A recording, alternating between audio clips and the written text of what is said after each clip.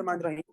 हमारी recording start हो गई है and we are going to study gestational hypertension, pre eclampsia, eclampsia and it's related topics. तो सबसे पहले हम बुक पे चलते हैं कि बुक ने हमारी क्या लिखा हुआ है। तो हम बुक ओपन करते हैं और बुक का जो पेज नंबर है आपके सामने, कल हमने ये पढ़ लिया था, सिर्फ हमारा ये टॉपिक रह गया था, दैट इज कोरियो कार्सिनोमा। इसको हम बाद में देखते हैं। सबसे पहले हम पढ़ते हैं हाइपरटेंशन इन प्रेगनेंसी। इसको शुरू करने से पहले इसके ऊपर लिखे important. It is very very important topic of gynaecology. Gynaecology के हवाले से ये बहुत इंपॉर्टेंट टॉपिक है और इसको आपने काइंडली नहीं छोड़ना। और जितना ये इंपॉर्टेंट है उतना इसका आसान कॉन्सेप्ट है। बस कहानी है और उस कहानी को आपने याद कर लेना और इंशाल्लाह आपको ये कॉन्सेप्ट कभी नहीं भूलेगा। इस टॉपिक को हम बाद में पढ़ते हैं, पहले मैं आपको कोई कहानी सुनाता हूँ। ठीक है, तो हम एक नोट्स क्रिएट कर लेते हैं और हम स्टार्ट करते हैं।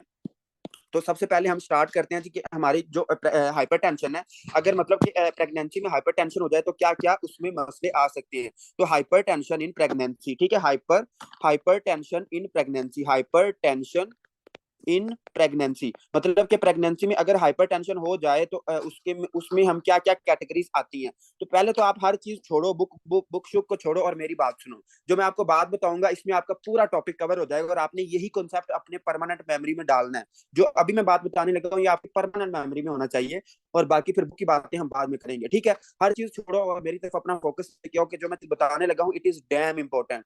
देखो, हमने क्या पढ़ा था कि फर्ज करो हम जो प्रेगनेंसी होती है वो कितने हफ्तों की होती है। प्रेगनेंसी जो टोटल प्रेगनेंसी होती है वो कितने हफ्तों की होती है, वो टोटल होती है जी 40 हफ्तों की। ठीक है, 40 वीक्स की। 40 वीक्स की क्या होती है, टोटल प्रेगनेंसी होती है। टोटल प्रेगनेंसी कितनी होती है, 40 हफ्तों की होती है और 0 से ये स्टार्ट होती है। जो स्टूडेंट 38 कह रहे हैं वो भी सही कह रहे हैं, लेकिन हमने कहा था कि उसको हम फर्टिलाइजेशनल एज कहते हैं, वो 2 हफ्तों के बाद स्टार्ट होती है। लेकिन मैं गेस्टेशनल एज बता रहा हूँ कि जो गेस्टेशनल एज जो हम क्लिनिकली यूज करते हैं, क्लिनिकल में जो हम यूज करते हैं गेस्टेशनल एज यूज करते हैं और जो बुक यूज करते हैं बुक में हम फर्टिलाइजेशनल एज यूज करते हैं। अब हम पहले बात करते हैं क्लिनिकली कि क्लिनिकली जो प्रेगनेंसी है वो टोटल 40 हफ्तों की होती है। अब हम इसमें देखते हैं कि अच्छा अगर इसमें हाइपरटेंशन हो जाए तो क्या मसला आता है। तो हाइपरटेंशन को हम देखने के लिए हमने एक चीज बनाई कि ये 40 हफ्ते टोटल है, तो हम दरमियान में इसके एक लाइन लगा लेते हैं और इसको हम कहते हैं 20 वीक्स। इसको हम क्या कहते हैं, 20 वीक्स। अब 20 वीक्स को हमने रेफरेंस बना के चलना है। ठीक है, मैंने आपको बताया भी था कि 20 वीक्स में मोस्टली हम चीजों में 20 वीक्स रेफरेंस बनाते हैं। इवन कि अबॉर्शन में और फीटल डेथ में भी हम 20 वीक्स को ही रेफरेंस बनाते हैं।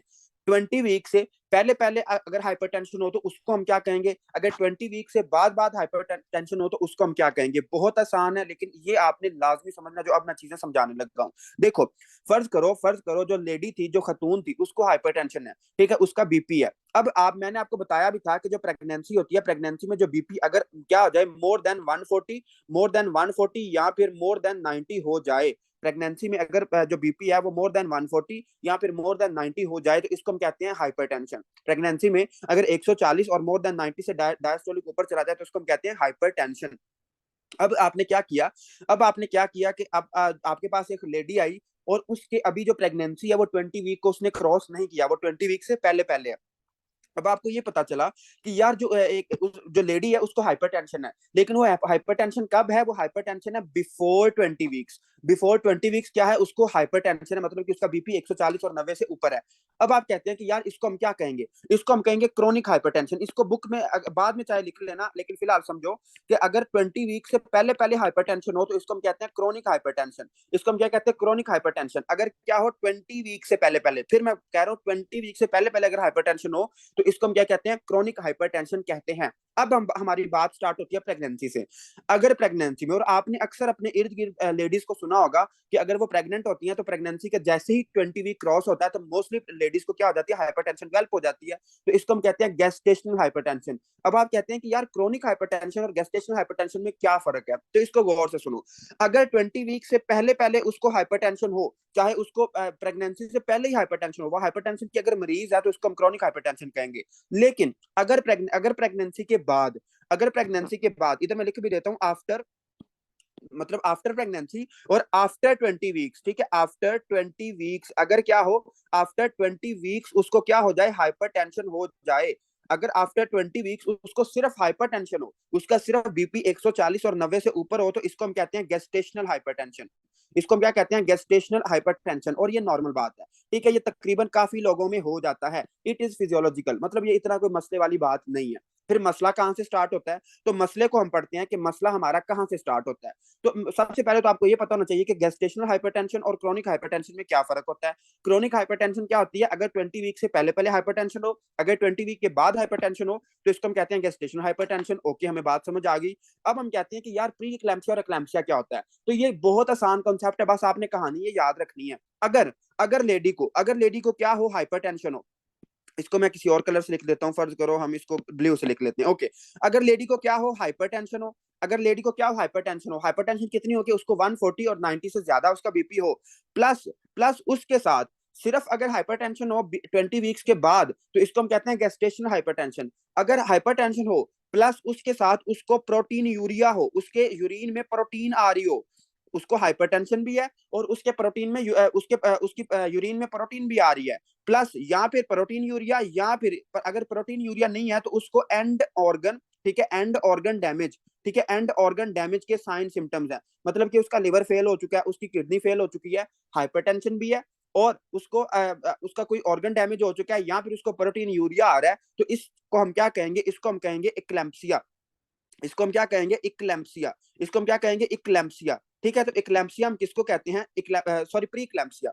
इसको हम कहेंगे प्री इक्लैम्सिया। इसको ठीक कर लो, प्री इक्लैम्सिया। प्री इक्लैम्सिया हम किसको कहते हैं? कि हाइपरटेंशन जो कि 20 वीक्स के बाद डेवलप हो, जब 20 वीक्स गुजर जाए प्रेगनेंसी को, उसके बाद डेवलप हो, और इस ऐसी हाइपरटेंशन जिसके साथ हमें प्रोटीन यूरिया भी मिले और एंड ऑर्गन डैमेज मिले, तो इसको हम कहते हैं प्री इक्लैम्सिया। इसको हम क्या कहते हैं? प्री इक्लैम्सिया। अब आई होप कि आपको बात समझ आ गई है। अब आप कहते हैं कि यार फिर इक्लैम्सिया क्या होता है? तो इक्लैम्सिया में आपने सिंपल ये बात याद रखनी है। इक्लैम्सिया में क्या होता है?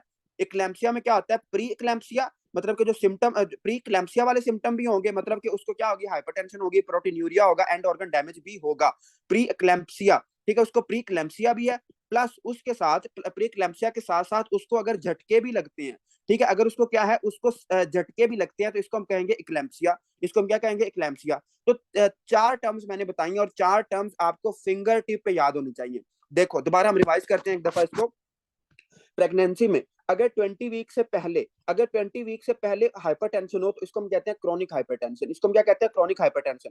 लेकिन अगर 20 वीक के बाद सिर्फ हाइपरटेंशन होगी, तो इसको हम कहेंगे गेस्टेशनल हाइपरटेंशन। अगर अगर हाइपरटेंशन भी है, उसके साथ प्रोटीन यूरिया भी है, या फिर उसको कोई एंड ऑर्गन डैमेज हो चुका है, उसको कोई एंड ऑर्गन डैमेज की सिम्टम है, तो इसको हम कहेंगे प्री इक्लैम्सिया। और अगर अगर क्या है, अगर 20 वीक्स गुजर चुके हैं, 20 वीक्स गुजर चुके हैं और उसके बाद प्री इक्लैम्सिया वाले सिम्टम भी हैं और प्लस उसको झटके भी लगते हैं, तो इसको हम क्या कहेंगे? इसको हम कहेंगे इक्लैम्सिया। इसको हम क्या कहेंगे जी? इक्लैम्सिया कहेंगे। अब मुझे शाबाश जल्दी से बताएं कि इन तीनों टर्म्स का थोड़ा सा कॉन्सेप्ट बन गया। अब हम इसकी थ्योरी पढ़ते हैं, आपको ये और ज्यादा क्लियर हो जाएगा। डॉक्टर काशिफ माशाल्लाह जी पूछ रहे हैं 20 वीक के बाद हाइपरटेंशन को नॉर्मल क्यों बोल रहे हैं, हालांकि बीपी लो होना चाहिए प्रेगनेंसी में। देखिए डॉक्टर काशिफ, मैं नॉर्मल नहीं बोल रहा, ये फिजियोलॉजिकल नहीं है, लेकिन ये अक्सर प्रेगनेंसी में हो जाता है। जैसे हमने पढ़ा था ना कि प्रेगनेंसी में डायबिटीज हो जाती है, जिसको हमने कहा था गेस्टेशनल डायबिटीज। तो इसी तरह ये जो हाइपरटेंशन है, ये भी एक नॉर्मल सी बात है। मतलब नॉर्मल से ये मुराद नहीं है कि ये अल्लाह ताला की तरफ से है तो ये अब नॉर्मल बात, लेकिन मतलब इसका कोई इतनी खतरे वाली बात नहीं होती। खतरे वाली बात कहाँ से स्टार्ट होती है? इक्लैम्सिया और प्री इक्लैम्सिया से। है तो ये मसला, लेकिन इतना मसला नहीं है, तो इसलिए मैंने नॉर्मल इसको कहा था। ये कोई बहुत नॉर्मल बात नहीं है, हम इसको एंटी हाइपरटेंसिव देते हैं। ओके जी, आई होप कि आपको ये तीनों कॉन्सेप्ट थोड़े थोड़े समझ आ गए हैं, फिर फुल नहीं समझ आएंगे, अब फुल समझ आएंगे आपको। अब हम इसको एक एक करके पढ़ते हैं, अब आपको और भी ज्यादा इसकी क्लियरेंस होगी। तो सबसे पहले हम पढ़ते हैं गेस्टेशनल हाइपरटेंशन। सबसे पहले हम पढ़ते हैं गेस्टेशनल हाइपरटेंशन। अच्छा मुझे बता दो, ज्यादा शोर तो नहीं आ रहा पेंसिल का? नहीं तो मैं माइक कनेक्ट कर दूं, अभी 21% चार्जिंग हो गई है जी। चले ठीक है, ओके, नहीं आ रहा।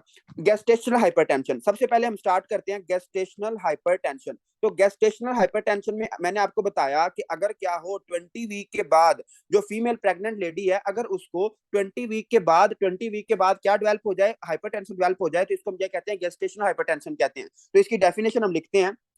इसकी डेफिनेशन क्या है? कि इट इज न्यू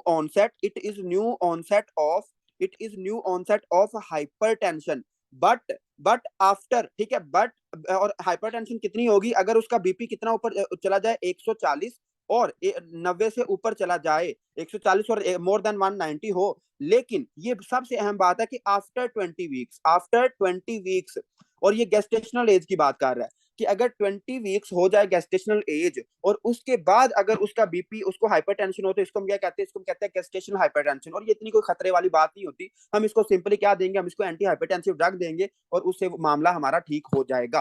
ठीक है, तो इसको हम कहते हैं गेस्टेशनल हाइपरटेंशन। ओके, अब इसके इसमें आपने याद रखना है, इसकी शर्त ये है कि नो प्री एग्जिस्टिंग हाइपरटेंशन, कि उसको पहले ना हाइपरटेंशन हो, मतलब 20 वीक से पहले उसको कोई मसला ना हो, लेकिन 20 वीक के बाद अगर उसको हाइपरटेंशन डेवलप हो रही है तो उसको हम क्या कहेंगे, गेस्टेशनल हाइपरटेंशन कहेंगे। और इसमें क्या होता है, इसमें हमें proteinuria, no proteinuria, हमें प्रोटीन यूरिया भी नहीं मिलता, और हम प्रोटीन यूरिया भी नहीं मिलता, और एंड ऑर्गन डैमेज सिम्टम भी नहीं मिलते। ईओडीएस का मतलब है एंड ऑर्गन डैमेज सिम्टम भी हमें नहीं मिलते। ओके, और it is hypertension prior to 20 week. ठीक है, ये सबसे अहम बात है कि it is hypertension prior to, मतलब पहले है प्रायर टू 20 वीक, कि 20 वीक से पहले पहले अगर हाइपरटेंशन डेवलप हो जाए तो इसको हम क्या कहेंगे, इसको हम कहेंगे गेस्टेशनल हाइपरटेंशन। लेकिन sorry sorry hypertension prior to 20 weeks, इसको हम कहेंगे क्रोनिक हाइपरटेंशन, इसको हम कहेंगे क्रोनिक हाइपरटेंशन, क्रोनिक हाइपरटेंशन। अगर बाद में 20 वीक के डेवलप हो तो इसको हम कहेंगे गेस्टेशनल हाइपरटेंशन, और अगर प्रायर टू पहले डेवलप हो 20 वीक के तो इसको हम कहेंगे क्रोनिक हाइपरटेंशन कहेंगे, क्रोनिक हाइपरटेंशन कहेंगे। ओके, अब आप कहते हैं कि यार हमें ये तो समझ आ गया, लेकिन हम इसको ट्रीट कैसे करेंगे? तो ट्रीट करने के लिए मैं आपको एक निमोनिक बताता हूँ, बड़ा प्यारा सा निमोनिक, आपको याद रहेगा। इसका ट्रीटमेंट हम कैसे करेंगे? तो आपको पता है कि माशाल्लाह अब बड़ा नया जमाना चल रहा है, नया दौर चल रहा है, मॉडर्निज्म बहुत ज्यादा आ गई है। तो जो न्यू मदर्स हैं, मतलब कि जो न्यू मदर्स हैं, जो नए जमाने की माएँ हैं, वो लेबर से बड़ी नफरत करती हैं। वो कहती हैं कि क्या यार लेबर पेन में जाना है, हम चुप करके सी सेक्शन करा लेते हैं। तो जो न्यू मदर है वो क्या करती है, वो लेबर को हेट करती हैं। तो यही हमारा निमोनिक है कि न्यू मदर, ठीक है, न्यू मदर्स जो नए जमाने की मदर्स हैं, वो क्या करती हैं, हेट करती हैं। वो क्या करती हैं, नफरत करती हैं। किससे नफरत करती हैं? लेबर से। मतलब कि वो नॉर्मल डिलीवरी नहीं चाहती, वो कहती है कि चुप करके सी सेक्शन और काम खत्म हो जाए, ताकि लेबर पेन में हमें ना बर्दाश्त करनी पड़े। तो यही हमारा निमोनिक है। एन से आपने क्या याद रखना है, एन से आपने क्या याद रखना है, निफिडीपिन। ठीक है, निफिडीपिन क्या है? निफिडीपिन इज कैल्शियम चैनल ब्लॉकर, हमने सीवीएस में पढ़ा था। उसके बाद एम से आपने क्या याद रखना है, अल्फा मिथाइल डोपा। ठीक है, एम से आपने याद रखना है मिथाइल डोपा, मिथाइल डोपा। और इसके आगे लिखें भी, it is drug of choice, मतलब सबसे ज्यादा हम प्रेफर यही करते हैं। तो ड्रग ऑफ चॉइस, अगर आपसे कोई बंदा पूछे कि यार बताएं कि drug of choice in pregnancy, drug of choice in pregnancy for hypertension is, तो आपने कहना अल्फा मिथाइल डोपा। आपने क्या कहना है? Alpha methyl dopa. तो alpha methyl dopa is drug of choice in for hypertension in pregnancy. फिर आपसे वो कहता है कि यार अगर अल्फा मिथाइल डोपा नहीं मिलती तो फिर हम क्या, किसकी तरफ जाएंगे? तो फिर हमने कहना है कि हमारे पास क्या है, निफिडीपिन है, हम निफिडीपिन की तरफ जाएंगे। ये भी ड्रग ऑफ चॉइस है, लेकिन सबसे पहले क्या आता है, अल्फा मिथाइल डोपा देन निफिडीपिन। और अगर हमें निफिडीपिन भी नहीं मिलती तो फिर हम किसकी तरफ जाएंगे? एच से आपने क्या याद रखना है, हाइड्रेलाजीन, हाइड्रेलाजीन। ठीक है, हाइड्रेलाजीन। तो हाइड्रेलाजीन क्या है, ये भी आपने याद रखना है कि ये भी हम प्रेगनेंसी में दे सकते हैं। उसके अलावा एल से आपने क्या याद रखना है, लबीटालोल, लबीटालोल, लबीटालोल क्या है, बीटा ब्लॉकर है। ठीक है, तो ये आपके पास चार ड्रग्स हैं, चार ड्रग्स हम यूज करते हैं to treat hypertension in pregnancy. कौन सी? Nifedipine, alpha methyl dopa, hydralazine and labetalol. Okay, अब आपको समझ आ गई कि यार अच्छा हमें ना ये समझ आ गई है। चलें, उसके बाद हम आगे चलते हैं। और इसमें ये जो गेस्टेशनल हाइपरटेंशन होती है, ये इतनी कोई खतरे वाली बात नहीं होती। इसमें हम जो डिलीवरी होती है, हम इमीडिएट डिलीवरी नहीं करा देते कि जैसे भी उसका ब्लड प्रेशर ज्यादा हो हम डिलीवरी नहीं कराते। इसकी जो डिलीवरी होती है, डिलीवरी क्या होती है, नॉर्मल एज पे ही होती है, मतलब 37 से लेकर 39 या 40 वीक्स तक ही होती है। मतलब कि हम इंतजार करते हैं और सिर्फ उसका हाइपरटेंशन कंट्रोल करते हैं, बाकी ये इतनी कोई खतरे वाली बात नहीं होती। लेकिन जो खतरे वाली बातें वो अब स्टार्ट हुई हैं, और उसमें आता है प्री क्लैम्पसिया। हम प्री क्लैम्पसिया को जरा डिटेल में पढ़ते हैं, कुछ बातें मैं आपको एक्स्ट्रा लिखवाऊंगा, वो आपने अपनी बुक पे लिख लेनी है। ठीक हो गया? फिर आपका क्रिस्टल क्लियर कॉन्सेप्ट क्लियर हो जाएगा। ओके, तो हम पढ़ते हैं प्री क्लैम्पसिया। प्री क्लैम्पसिया क्या होता है? ठीक है, प्री क्लैम्पसिया, तो प्री क्लैम्पसिया में क्या होता है इसको हम बाद में देखते हैं कि इसकी पैथोफिजियोलॉजी क्या है, पहले हम इसकी थोड़ी सी बातें कर लेते हैं। प्री क्लैम्पसिया में अभी अभी मैंने आपको बताया कि क्या बताया, कि न्यू ऑनसेट, मतलब इसकी डेफिनेशन लिखे हैं कि इसमें क्या होगा, इसमें क्या होगा, न्यू ऑनसेट होगा। ठीक है, इसमें क्या होगा, new onset of hypertension, new onset of hypertension. और हाइपरटेंशन कितनी होगी आपको पता है, more than 140 and more than 90। ठीक है, तो new onset of hypertension.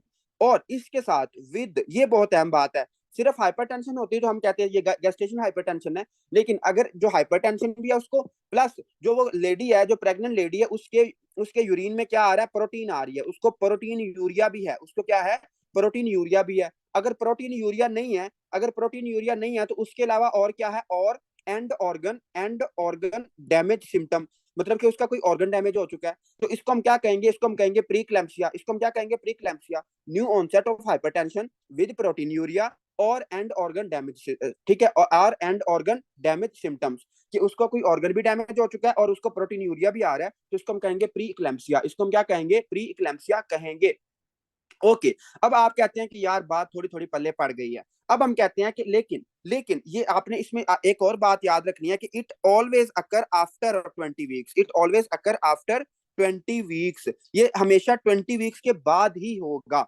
20 week से पहले सिर्फ क्या होती है, क्रॉनिक हाइपरटेंशन होती है, उसके बाद बाकी सारे मामला होते हैं। तो आफ्टर 20 वीक्स होगा, ठीक है। और अच्छा, मैं अब आपसे पूछता हूँ कि अगर यही हाइपरटेंशन हो, मतलब शदीद हाइपरटेंशन हो और प्रोटीन यूरिया भी हो, लेकिन वो अगर बिफोर 20 वीक हो, तो आप क्या उसको मतलब सोचोगे कि इसको क्या मसला हो सकता है। कल ही पढ़ाया हमने, बिफोर 20 वीक हो तो हम क्या कहेंगे कि इसको क्या मसला है। यस, डॉक्टर काशिफ लावे, एक्सीलेंट।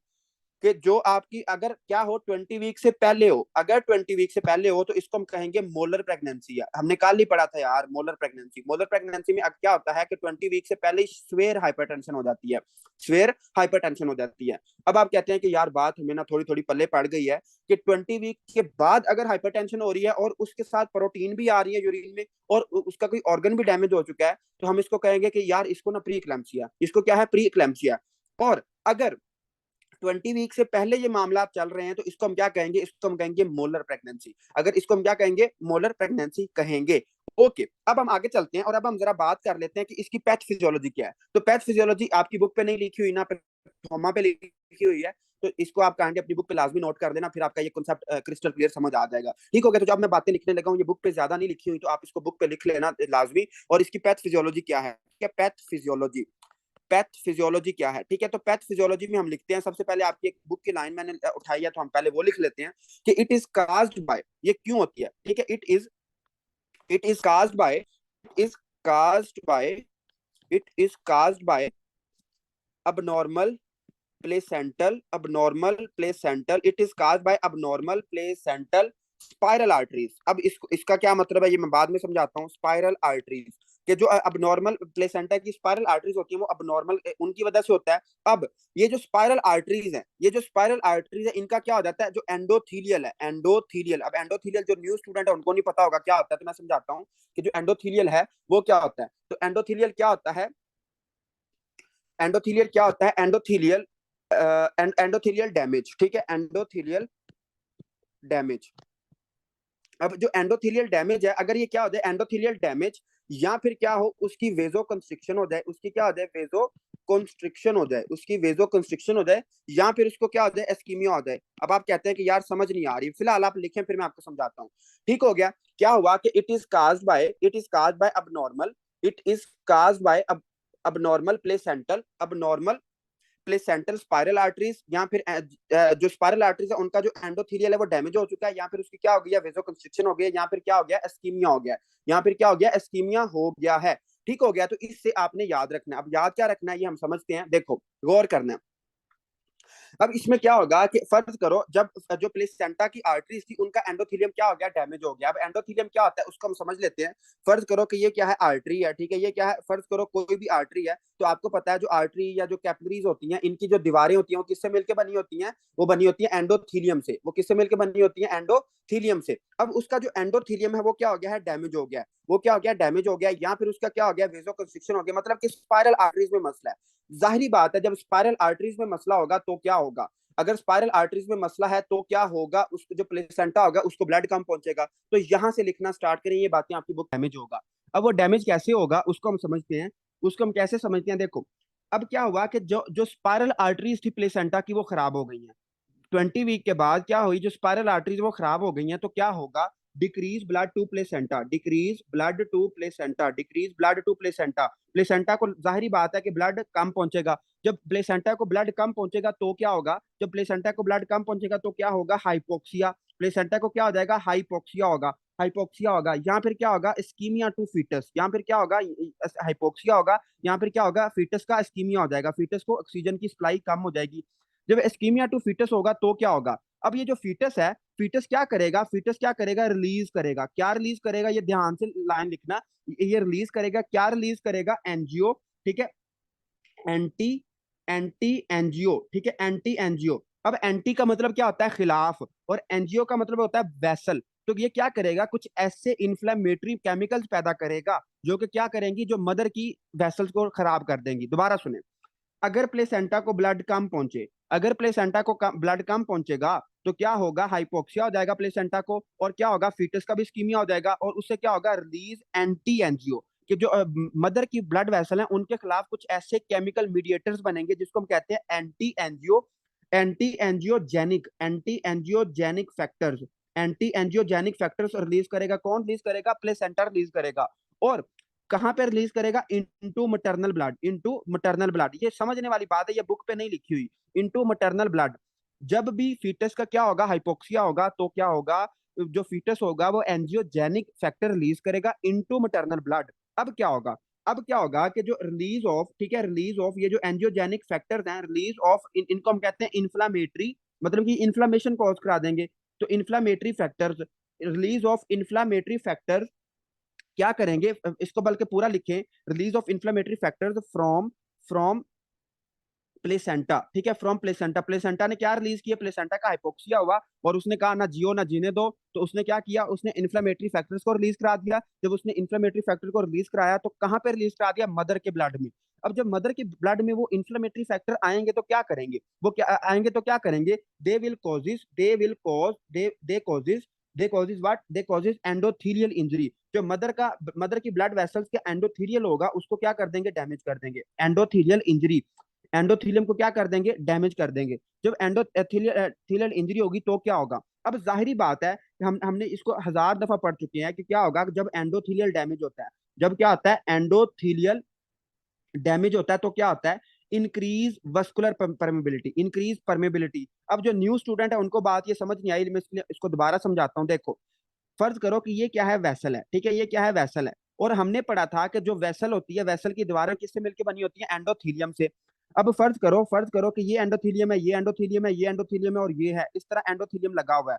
अब क्या हुआ कि जब प्लेसेंटा को हाइपोक्सिया हुआ, सबसे कहानी हमारी कहां से स्टार्ट हुई कि जो प्लेसेंटा की स्पाइरल आर्टरीज थी वो डैमेज हुई। उनके डैमेज होने से क्या हुआ, उनके डैमेज होने से क्या हुआ कि प्लेसेंटा को ब्लड कम पहुंचा। जब प्लेसेंटा को ब्लड कम पहुंचा तो क्या किया, प्लेसेंटा ने कहा कि चलो ना जियो ना जीने दो, अगर मैं मर रहा हूं तो क्या करेगा, वो इन्फ्लेमेटरी अपनी फैक्टर बनाएगा। जो इन्फ्लेमेटरी फैक्टर होंगे वो मदर के एंडोथीलियम को क्या कर देंगे, डैमेज कर देंगे। अब चूंकि ये जो एंडोथीलियम है ये पास पास पड़े होते हैं, तो जब ये डैमेज होंगे तो इनके दरमियान क्या हो जाएगा, इनके दरमियान जो स्पेस होगा वो ज्यादा हो जाएगा, इनके दरमियान जो स्पेस होगा वो ज्यादा हो जाएगा।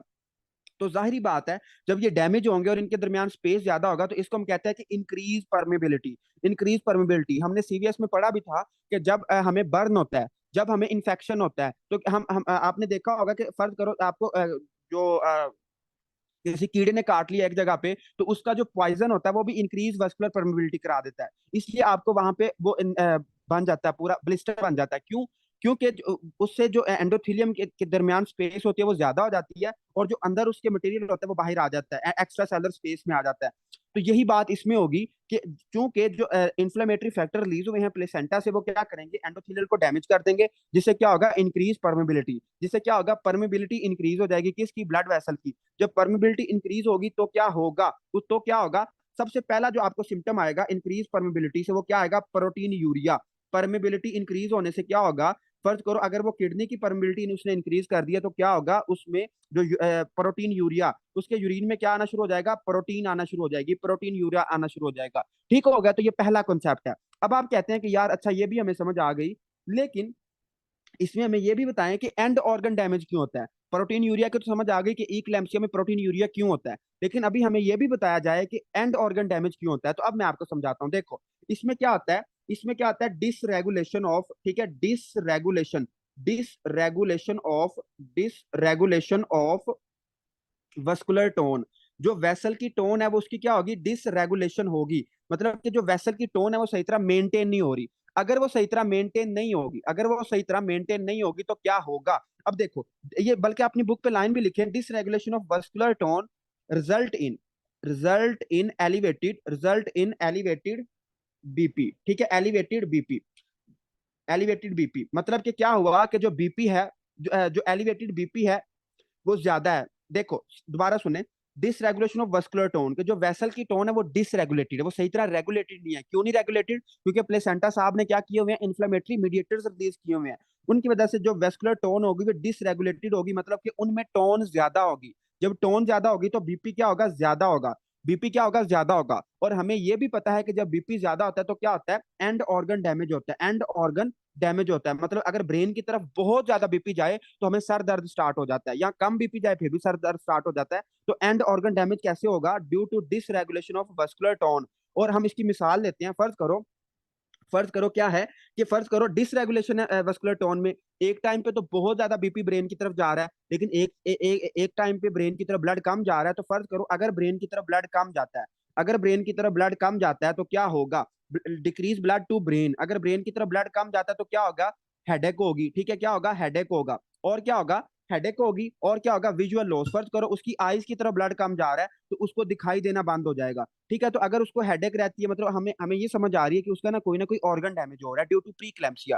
तो अगर उसको क्या है, विजुअल लॉस है, या फिर उसको क्या है, हेडेक रहता है, या उसको किडनी में कोई प्रॉब्लम आ रही है, या उसके जो एलएफटीज हैं, जो लिवर का मसला चल रहा है, और उसके साथ उसको हाइपरटेंशन है, और 20 वीक के बाद है, तो इसको हम क्या कहेंगे, इसको हम कहेंगे इक्लैम्सिया। अब इट इज पैथोफिजियोलॉजी, और ये आपकी बुक पे नहीं लिखी हुई, मैंने किसी और बुक से उठाई है। अगर आपको समझ आ गई है तो बहुत अच्छी बात है, अगर नहीं भी समझ आई तो सिर्फ आपने ये याद रखना है, इसमें पहली लाइन ये याद रखनी है जो आपकी बुक पे लिखी हुई है, कि it is caused by abnormal placental spiral arteries.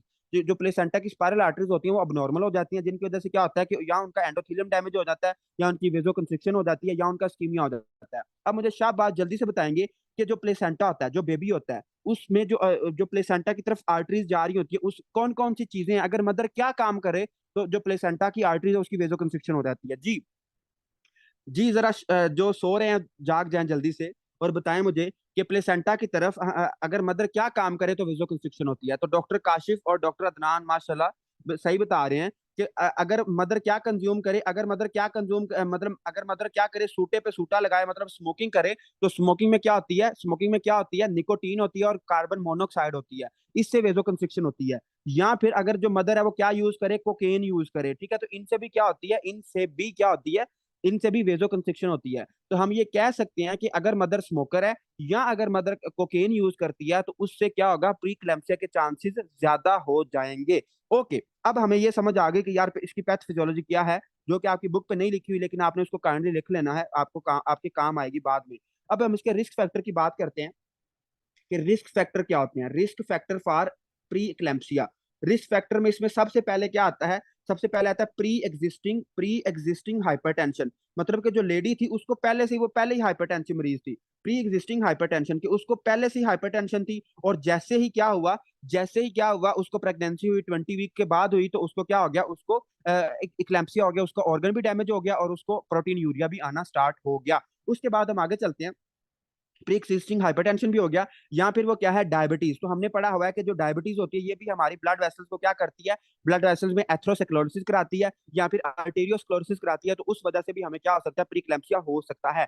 उसके अलावा और क्या है, क्रोनिक रीनल डिजीज, मतलब कि जो मरीज है उसको पहले से किडनी का प्रॉब्लम चल रहा है, तो उसमें भी ये प्रीक्लैम्सिया हो सकता है, क्रोनिक रीनल डिजीज में भी हो सकता है। उसके अलावा ऑटो इम्यून डिसऑर्डर, ये ऑटो इम्यून डिसऑर्डर अभी तो मैं एक्सप्लेन नहीं करूंगा क्योंकि हमने इसका ये पूरा टॉपिक है और ये बड़ा इंपॉर्टेंट टॉपिक है, तो इसको हम बाद में पढ़ेंगे। इसको इसको हम कहते हैं एंटी फोस्फोलिपिड सिंड्रोम। इसको हम क्या कहते हैं, जो एंटी फोस्फोलिपिड होता है, एंटी एंटी फॉस्फोलिपिड। ठीक है, आपको पता है कि जो सेल मेम्ब्रेन होती है वो किससे मिलकर बनी होती है, फॉस्फोलिपिड से। तो अगर सेल मेम्ब्रेन के खिलाफ एंटीबॉडीज बन जाएं, ऑटो इम्यून मतलब हमारे अपने ही हमारे खिलाफ हो जाए, मतलब कि एंटी फॉस्फोलिपिड के खिलाफ क्या बन जाए, एंटीबॉडी बन जाए, तो इसको हम कहते हैं ऑटो इम्यून डिसऑर्डर। एंटीबॉडी बन जाए तो इसको हम कहते हैं ऑटो इम्यून डिसऑर्डर, और इसको हम टोटल कहते हैं एंटी फॉस्फोलिपिड एंटीबॉडी सिंड्रोम। इसको हम पढ़ेंगे बाद में, फिलहाल हमने नहीं पढ़ना। और यहाँ क्या है, जो पेशेंट है वो अबीज है, मतलब वो मोटी ताजी है, तो उसमें भी प्री क्लैम्सिया होने के चांसेस होते हैं। या फिर अगर उसकी एज क्या है, मोर देन 35 है, तो उसमें भी क्या होगा, उसमें भी प्री क्लैम्सिया होने के चांसेस होंगे। अब ये हमने डिटेल में हम इसलिए पढ़ा है क्योंकि पैथोफिजियोलॉजी अगर आपको इसकी आती है तो आपको इक्लेम्सिया की भी ऑलरेडी आती होगी। तो मुझे जल्दी से जरा बताएं सारे लावे कि आपको समझ आई है या ऊपर से बातें गुजर गई हैं, जल्दी बताएं, जल्दी बताएं, शाबाश शाबाश। जी doctor Kashif, doctor Adnan, doctor Sameena को समझ आ चुकी है और बाकी बिल्कुल खामोश है। डॉक्टर जबी और डॉक्टर सैयद आसिम को भी समझ आ गई है। बाकी कहाँ पे सो रहे हैं, बाकी भी जवाब दे दें यार। चलें ठीक हो गया, आई होप कि आपको बात समझ आ गई है। ओके, हम आगे चलते हैं। अब हम बात करते हैं, अच्छा इसमें ये तो जो टेक्निकल बातें थी ये तो बाद में है ना, लेकिन जो इसका बेसिक कॉन्सेप्ट जो सबसे शुरू में मैंने पढ़ाया ना, वो आपने हर चीज नहीं भूलना, वो सबसे अहम है। उसको हम एक दफा फिर से रिवाइज कर देते हैं, हम वहां पे चलते हैं और मैं आपको दोबारा ये रिवाइज कराता हूँ। देखो, एक लेडी है, उसको प्रेगनेंसी होती है। अगर उसको 20 वीक से पहले पहले प्रेगनेंसी है, उसको 20 वीक से पहले पहले अभी उसकी प्रेगनेंसी है और उसको हाइपरटेंशन है, तो इसको हम कहेंगे क्रॉनिक हाइपरटेंशन है, कि वो पहले ही हाइपरटेंशन की मरीज थी। ठीक हो गया। अगर 20 वीक से पहले पहले हाइपरटेंशन है तो उसको हम कहेंगे क्रॉनिक हाइपरटेंशन है। लेकिन अगर 20 वीक के बाद उसको हाइपरटेंशन डेवलप हो जाती है, प्रेगनेंसी के पहले वो नॉर्मल थी, लेकिन जैसे ही 20 वीक गुजरते हैं तो उसको हाइपरटेंशन डेवलप हो जाती है, तो इसको हम क्या कहेंगे, इसको हम कहेंगे गेस्टेशनल हाइपरटेंशन। लेकिन अगर 20 वीक भी गुजर जाते हैं, उसको हाइपरटेंशन भी है, उसको हाइपरटेंशन भी है, लेकिन हाइपरटेंशन के साथ उसको प्रोटीन यूरिया भी है और उसका कोई ना कोई ऑर्गन भी डैमेज हो चुका है, तो इसको हम कहेंगे प्री क्लैम्सिया। और अगर अगर उसको 20 वीक भी गुजर जाते हैं, उसको हाइपरटेंशन भी है, उसको प्रोटीन यूरिया भी है, उसका ऑर्गन भी डैमेज हो चुका है और उसके साथ उसको झटके भी लग रहे हैं, तो इसको हम क्या कहेंगे, इसको हम कहेंगे इक्लैम्सिया। और अभी हम क्या पढ़ेंगे, इक्लैम्सिया पढ़ेंगे। ठीक हो गया। तो अब हम पढ़ते हैं इक्लैम्सिया क्या होता है। तो इक्लैम्सिया में आपने जो चीजें याद रखनी है, बहुत आसान है, छोटू सा टॉपिक है। बस जो हमारा मसला था उसमें प्री इक्लैम्सिया में था, इक्लैम्सिया बिल्कुल छोटू सा टॉपिक है, तो इसको हम जल्दी से खत्म करते हैं। अब हाँ, इसमें उस एक मिनट एक चीज रह गई है, जो कि उसमें अपना प्री क्लैम्सिया की रह गई है, डेट इज कॉम्प्लिकेशन, कि अगर प्री क्लैम्सिया को हम ट्रीट नहीं करेंगे तो उसकी कॉम्प्लिकेशन हमारे पास क्या क्या आएंगी। ठीक है, तो कॉम्प्लिकेशंस के बारे में हम देख लेते हैं। कॉम्प्लिकेशन में उसने ये लिखा हुआ है प्लेसेंटल अब्रप्शन। तो प्लेसेंटल अब्रप्शन अभी हमने परसों ही पढ़ा है कि प्लेसेंटल अब्रप्शन हम किसको कहते हैं, कि अगर प्लेसेंटा क्या हो जाए, डिलीवरी से पहले डिटैच हो जाए। क्या हो जाए, अगर प्लेसेंटा डिलीवरी से पहले डिटैच हो जाए तो इसको हम कहते हैं प्लेसेंटल अब्रप्शन। और इसमें क्या आता है, पोस्ट पार्टल हेमरेज होता है, इसमें बहुत शदीद ब्लीडिंग होती है। ठीक है, तो जो प्री क्लैम्सिया इसकी कॉम्प्लिकेशन क्या है, कि इसमें प्लेसेंटल अब्रप्शन हो सकता है, या फिर क्या है, कोएगुलोपैथी है। इसमें क्या हो सकता है, कोएगुलोपैथी। कोएगुलोपैथी मतलब कि उसके जो उसमें ब्लड के जो क्लोटिंग है उसमें कोई प्रॉब्लम आ सकती है, उसको डीआईसी हो सकता है। ठीक है, उसको डीआईसी वगैरह हो सकती है। उसके अलावा उसको क्या हो सकता है, रीनल फेलियर। उसको क्या हो सकता है, उसको रीनल फेलियर, मतलब कि अगर हम इसको ठीक नहीं करेंगे प्री क्लैम्सिया के, तो उसकी किडनी भी फेल हो सकती है। या फिर उसको क्या है, यूटेरोप्लेसेंटल यूटेरोप्लेसेंटल इंसुफिशियंसी, कि उसका जो यूट्रस और प्लेसेंटा है उसकी इंसुफिशियंसी हो सकती है, मतलब कि यूट्रस और प्लेसेंटा सही तरह काम नहीं करेंगे, उनको ब्लड सप्लाई कम मिलेगी और वो सही तरह मतलब इनसुफिशियंट होंगे, उनकी वो फंक्शन प्रॉपरली सही नहीं कर पाएंगे। और इसके अलावा सबसे अहम बात कि जो प्री क्लैम्सिया अगर हम इसको ठीक ना करें, तो इस जो फीमेल होती है उसको झटके भी लगना शुरू हो जाते हैं, और जब झटके लगते हैं तो फिर प्री क्लैम्सिया को हम क्या कहते हैं, कि ये इक्लैम्सिया हो गया है। तो इट कैन लीड टू इक्लैम्सिया, कि जो प्री क्लैम्सिया अगर हम इसको ठीक नहीं करेंगे तो ये इक्लैम्सिया की तरफ भी जा सकता है। या फिर इक्लैम्सिया के अलावा किसकी तरफ जा सकता है, हेल्प सिंड्रोम। हेल्प सिंड्रोम अभी हम पढ़ते हैं इसके बाद कि हेल्प सिंड्रोम क्या होता है, तो फिलहाल थोड़ा सब्र करें। हेल्प सिंड्रोम, और उसके बाद एक अहम बात और वो ये है कि जो प्री इक्लैम्सिया, इसमें क्या होता है, आपकी बुक पे शायद ये नहीं लिखा हुआ, इसलिए लिख लो कि जो प्री इक्लैम्सिया होता है इसमें हमें क्या आ जाता है, पल्मनरी अडीमा। इसमें क्या हो जाता है, पल्मनरी अडीमा। और पल्मनरी अडीमा का मैकेनिज्म सुन ले कि पल्मनरी अडीमा क्यों होगा, ये इंपॉर्टेंट है, इस पे यूवर्ल्ड का क्वेश्चन है, इसलिए मैं आपको समझा रहा हूँ कि पल्मनरी अडीमा क्यों होता है। तो देखो, अब क्या हुआ कि चूंकि जो फीटस साहब थे, फीटस साहब ने क्या किया, कुछ ऐसे इन्फ्लेमेटरी चीजें रिलीज की, जिससे क्या हुई, जिससे पूरी जो मदर है उसमें क्या हुई, वेजो कंस्ट्रिक्शन हुई और उसका बीपी ज्यादा हो गया। दोबारा सुने, जो प्लेसेंटा था उसने कुछ ऐसे केमिकल्स एक्सक्रीट किए जिससे क्या हुई, वेजो कंस्ट्रिक्शन हुई, और क्या हुआ कि उस जो मदर थी उसका बीपी हाई हो गया। अब इसमें हम लिखेंगे कि जो मदर है उसमें क्या है,